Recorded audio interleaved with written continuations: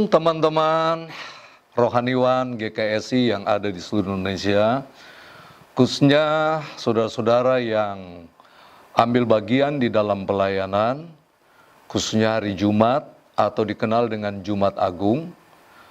Jumat yang secara tradisional adalah hari dan waktu di mana Yesus menebus dosa umat manusia melalui penyalipannya di atas kayu salib di Bukit Golgota.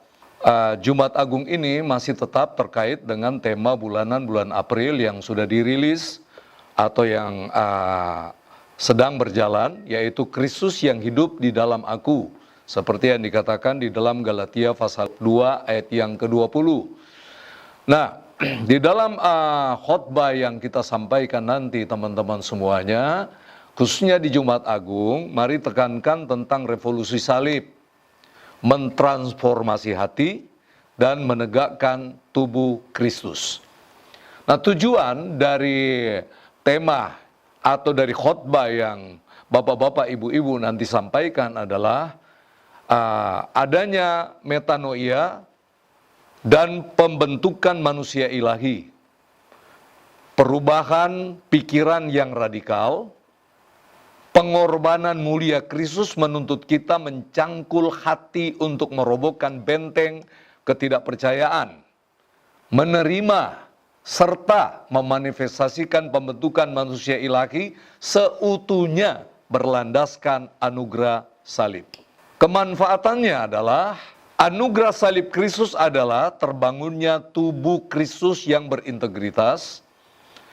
Ini memotivasi kita menegakkan kepemimpinan ilahi dengan transparansi atau keterbukaan serta akuntabilitas. Ya, sebuah kepemimpinan yang dapat dipercaya. Dengan fokus pada kualitas firman, kita memastikan jemaat terawat dan siap menuai ketaatan maksimal yang memungkinkan gereja lokal atau jemaat yang ada efektif menjalankan misi agung. Inti dari apa yang kita mau sampaikan di Jumat ini adalah revolusi salib, dan kesatuan roh adalah revolusi salib yang mengubah segalanya.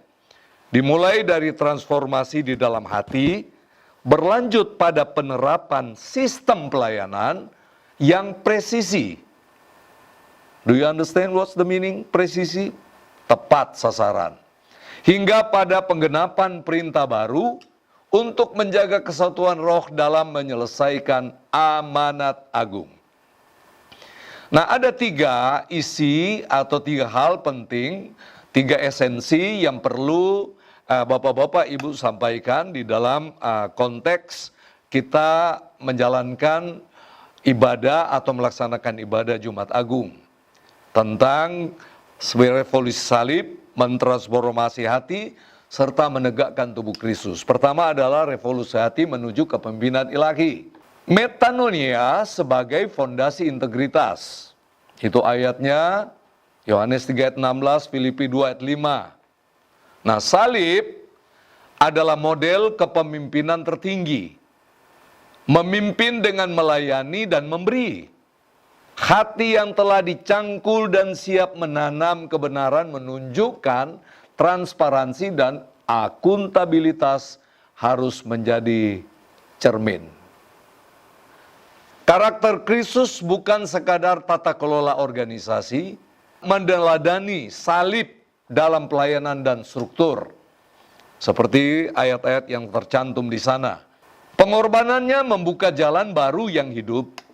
Tanggung jawab kita adalah melakukan metanoia, pertobatan, perubahan pikiran yang radikal, dengan mencangkul hati kita dari segala ilalang dosa, merobohkan rasa bersalah lama, dan berkomitmen membangun kembali sistem kepercayaan yang sepenuhnya mencerminkan pola hidup dan pola pikir Kristus. Kasih dan ketaatan sebagai kekuatan misi. Seperti yang dikatakan 2 Petrus 1, 3, dan 4, perintah baru dan amanat agung.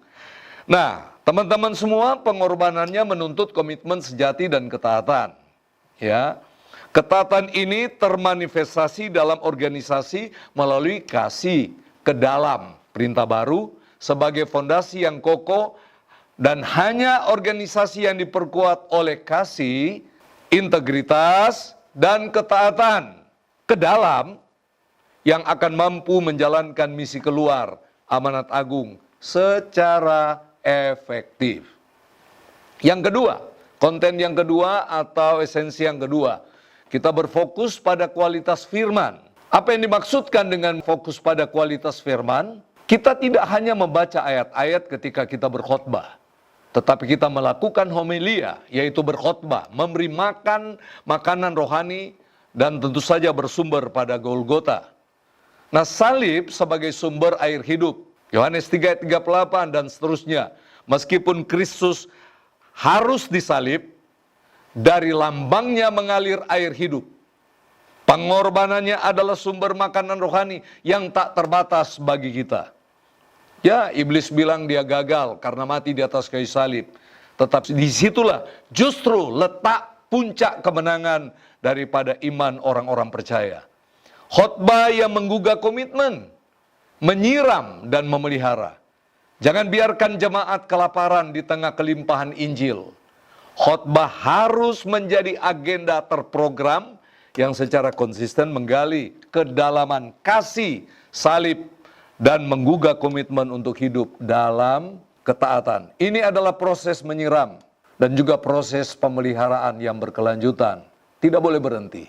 Dan kemudian arahkan mereka agar supaya apa yang mereka sudah lakukan itu akan menuai ketaatan yang maksimal. Sampaikan kepada mereka, tidak sia-sia apa yang mereka lakukan.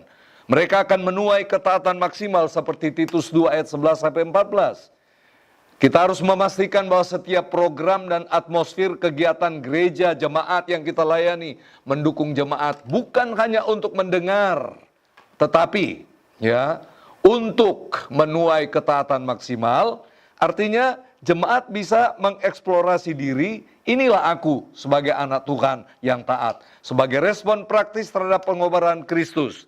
Dan sampaikan kabar baik yang mendorong hidup bijaksana dan seimbang di dunia ini. Konten yang ketiga adalah menjaga kesatuan roh.